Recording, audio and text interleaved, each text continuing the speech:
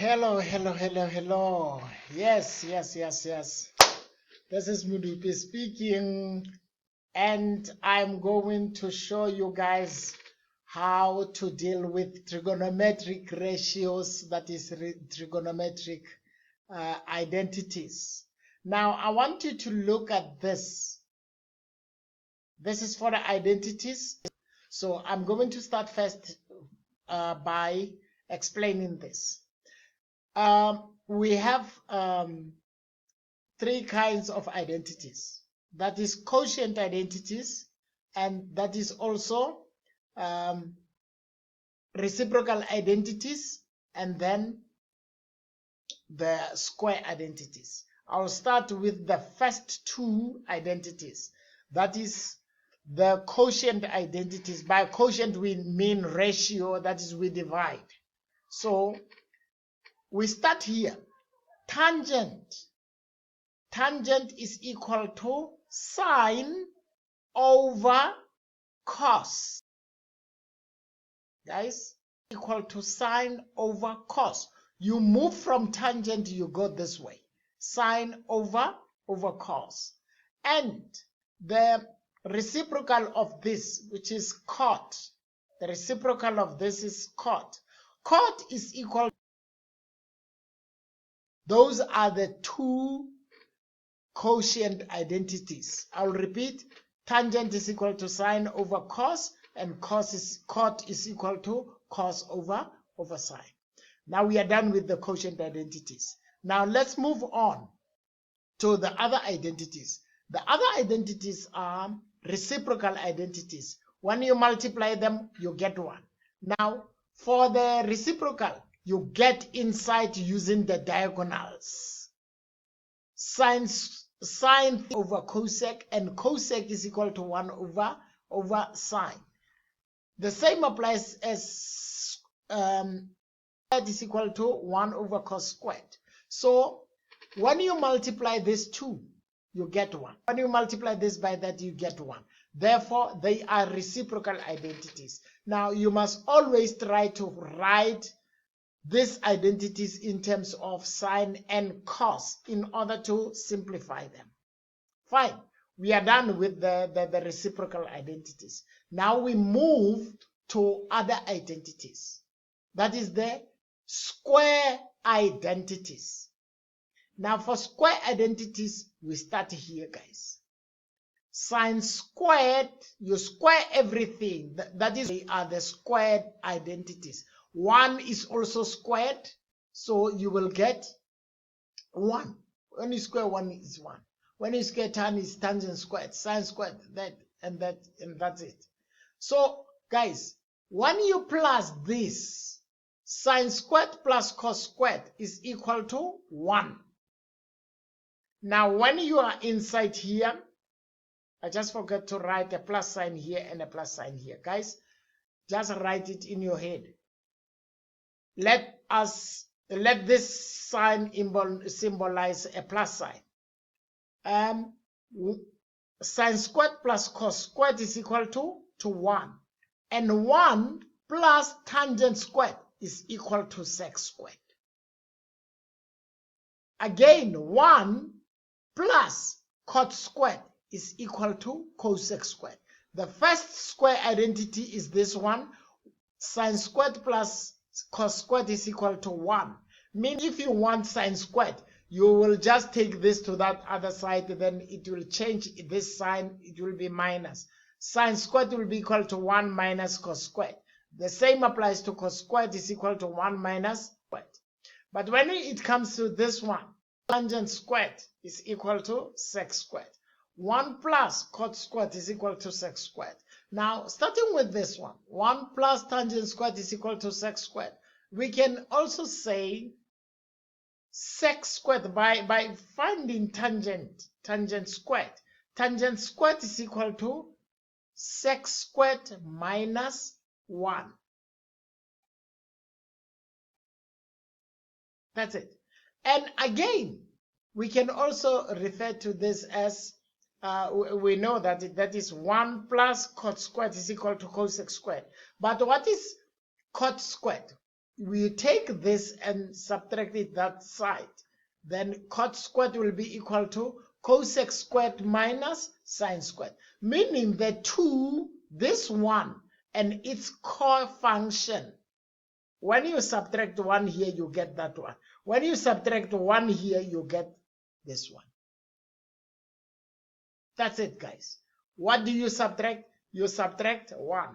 Subtract 1. Subtract 1. Then you get that one. When you go here, you subtract, and then you get that one. When you go here, you subtract, and you get that one. Wow, that's wonderful. This is a hexagon. I normally use this, guys. Now, let us move to the next one. The next one is for reduction formula. You need not cram reduction formulas, guys. I'm going to show you. Here you have 90 degrees and 270. Minus 180 and then plus minus 360 plus blah, blah, blah. On this line, they don't change to cofunctions. Here, they change to cofunctions. Now, whenever you see a function starting with 90 and 270, you must know that it will change to its cofunction. And when it starts with 360 and 180, the function remains being the same. So that is point number 1. Now, how do we do that? Say, for an example, we have 90 degrees minus theta. 90 degrees minus theta. It will be in this. How do we sine 90 degrees minus, say that.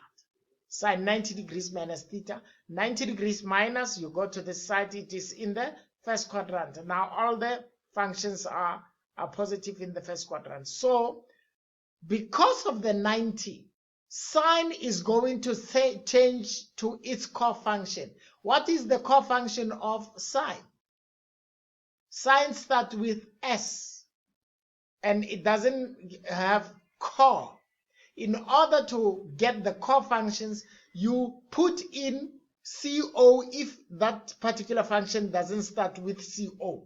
If it starts with CO, you take that CO out. It will give you the cofunction. There is no need to cram mathematics, guys. It talks by itself and for itself. So that the cos, this will tell you that it changes to its cofunction, and the cofunction of sine is because it doesn't have co, you put in the co, it will be cosine. The cosine of the reference angle. The reference angle will be theta. So we will be having the cos of the reference angle. But now, how do we get the correct answer? We get the correct answer by following these steps. Step number 1, changeability. Are you going to change this? You look at this, 180 and 360. If you have that, it doesn't change. But if it starts with 90 and that, it changes to its cofunction. If it starts with 180 and 360, the function remains being the same. I repeat, the function remains being the same. If it doesn't start with this 2, it changes. You put in CO or pull out CO to the given function. That is how you get the cofunctions. Fine. Now, another thing is, if you need the cofunctions, come here. When you go down, down, down, the cofunction of sine is cos. The cofunction of cos is sine. The cofunction of cot is tangent. The cofunction of tangent is cot. Of cosec is sec. Sec, you just pull out this, you get that. You just pull out this, you get that. That is where you will get the rule called the Co rule. Now, in order to do reduction formula correct, you need to follow only these 2 steps. Changeability, that means you ask yourself, is it going to change or not? Number 2, the signage. changeability, and signage. That's it, and nothing else, guys. Simple as that. Easy peasy. So you check. Let's take sine 90 minus theta. Sine 90 minus theta, it's 90. Is it going to change according to rule number 1? Changeability. Is it going to change? Yes, because it starts with 90. Sine is the original. Therefore, it's going to take CO. That will be cosine of theta. But now, rule number 2, signage. You look at the angle, 90 minus. In which quadrant is that? It's in the first quadrant. What is the original function? It was sine. How is sine there? Always take the original function. Never take the one that you have changed. So that will be, the sign will be positive. Therefore, the final answer will be the cos of alpha is of theta will be equal to the sine of 90 minus theta. That's it. Meaning the sine of 90 minus 30 is equal to the cos of what? That is the sine of 30 is equal to the cos of 60. They are complementary, guys. So this is it. You need to understand this, guys. For reduction formula, this is used when you simplify. They will say, they will give you a quotient where you divide reduction formula. Then make sure that the second step you get it right, because whatever you change, you get a mark for that. Thank you. Now, I will repeat. This is for all the identities are in this hexagon, guys. Tangent is equal to sine over cos. Cot is equal to cos over sine.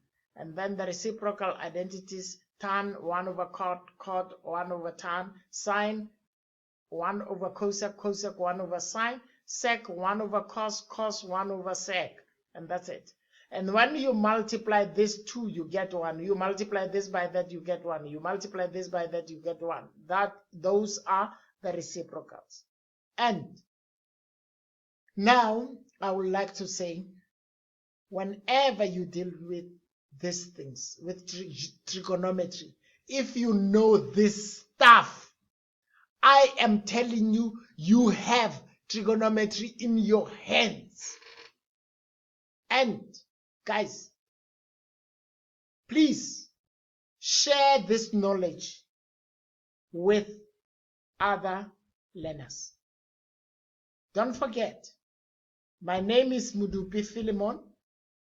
I am a tutor and I am a qualified teacher by profession. And I have started my own center called Genius Tuition Institute. What is the aim of this? The aim of this is to unleash the genius in you guys. So my contact number is 072, that is positive 27 72 042 3417. 27 72 042 3417. With this, I would like to say, go pass. Remember, you must follow mathematics up to tertiary. Thank you, thank you, thank you. Thank you, guys.